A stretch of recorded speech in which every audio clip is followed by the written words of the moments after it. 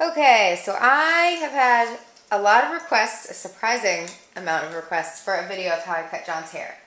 So I am not a hairdresser and I don't know what I'm doing, but I've been doing it for maybe... What? How long have I been cutting your hair? 8 years? We've only known each other for 7. So. Okay, how long? 7 years? I even cut John's roommate's hair once before we were dating. John thought I liked his roommate. So now I'm going to cut John's hair. And I do it dry, and I use this little scissors.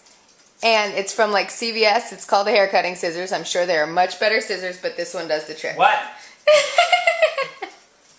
Okay, so the first thing I do is, wait, let me see if you're still on camera if you do that. Okay, you are. It's really long in the back, so like really, really long. So I usually just do this to get like the new length that it's going to be. I know that looks crazy.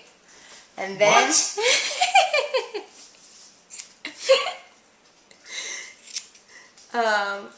I'm just lifting the hair off his neck. I usually, after this is over, he takes a shower and I shave his neck to clean it up because I don't have a razor. But I'm sure if you had a little buzz, you could bzz, bzz, bzz while you go.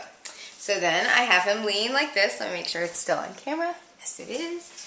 And I do this vertically. So I clip his hair between my two fingers. I don't know if you can see that. Can you see that? I like go like sandwich it. And then I cut vertically. So it never gives him like an embarrassing haircut. Or at least it doesn't look too embarrassing. It would look very embarrassing if you did it this way. Does that make sense? You want to like graduate it up. So when I do this, the new length is gonna be the length of my fingers. And it's gonna graduate down like this. So I do that all across the entire back of his neck. And I know if you used the clippers, it would be much faster. But this gives it sort of a, I don't know, maybe a less perfect look, so it's more rugged and manly. The great thing about going between your fingers like this is you can't go too short because your fingers are there, so it's a nice guide. And when you use that distance all around, it will always be the same because you're using the same measurement, meter of measurement, which is your fingers all the way around. So I'm going to turn off the camera and finish this part. Okay, so it's been about 5 minutes and I've done exactly what I kicked the camera. Hold on. I've done exactly what I showed you, which is like this vertical thing all the way up, like this, all the way up to about here.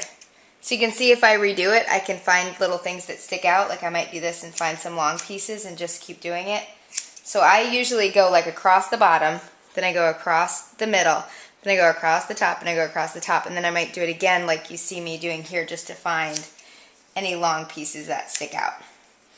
So it's really random, but by the end, anywhere I pinch should be the length of my fingers, like this piece. So I do that up to like here, this line. Then I do the sides, then I do the top. So it's this, this, this, this. So I'm going to move the camera now. Oh wait, and now I see on camera, see this line, how it looks not perfect? In the shower, when I shave his neck, I perfect that, but I also would be standing where the camera is, so I would see that it's not perfect. And I would fix that before moving on to anything. So now you can see that this part is shorter, and this part's really crazy, comically long, like he's working on a mutton chop. So next, I do this part around his ear, and I work up to the side, and I do the other side, and then I do the front. So here's how I do the area around his ear. It is the same concept all around. It's a vertical pinch and a snip all the extra. And I usually start from the bottom and work up. So I'll like try to get these little guys. And then just keep pinching and snipping like I did around the back. See these, like sometimes they hide behind his ear. So it'll be really long back there.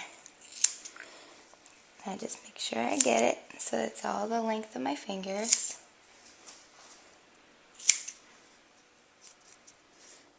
And then I usually just do this around his ear. You don't want to go too high or it looks really dorky.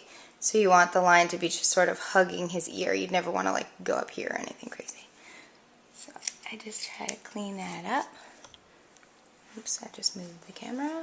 It's hard to work around this tripod. And I do the same thing back here. I just clean it up so there's nothing long.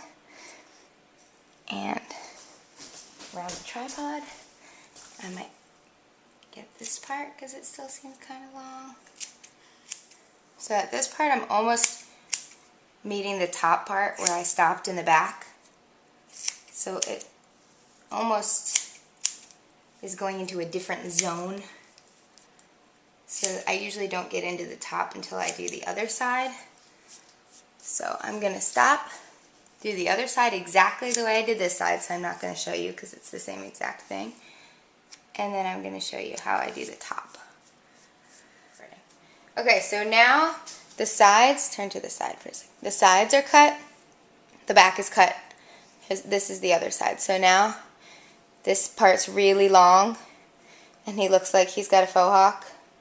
And the sides are really short. So the way I do the top is the only place I don't do a full finger space because I don't want it to look like a crew cut because this side is so short the whole thing would just kind of look like a buzz cut. So for the top I do a finger and then I like drag up a little bit. So I probably am giving it an extra inch.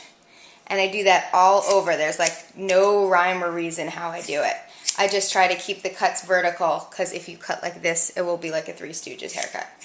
So I do that all throughout the top, kind of starting from the front and working my way back. Sometimes I go back through it and make it shorter if I think it's still too long.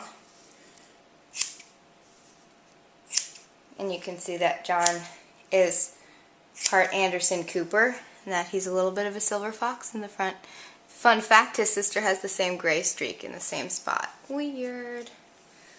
You're being a very quiet model, honey. Hair in your mouth? Trying to keep it from being in my mouth. Oh. Protect the orifices. Gross. So you see I like do this and kind of pull up. In the back I keep my fingers like gripping the head so that it's very short. But here I do like this, if that's not clear. In the camera. Also I'm trying to be careful about back here because you don't want like a weird cowlick in the back. So you make sure it's a little bit long so it can weigh itself down. So just the way that I do this pull in the front, I do that in the crown. So basically the entire top zone gets that like pull up treatment. And I always cut vertically.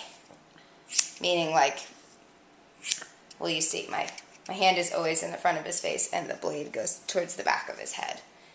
So that he gets, you know, sort of like a graduated cut. And it's never, you can never really, it's choppy, that's what I'm trying to say. It looks textured a little bit, I guess. Instead of a buzzer, which would be like really super uniform, and everything would look perfect. This is the imperfect look. Here's my model. Okay, so you can see that the top, he's done now. The top is longer than the sides. See how I can like pull up that much, and the sides I can get like a pinch. I'm just going to go around his head so you can see it. I cut around the ear. It's shorter and longer up here.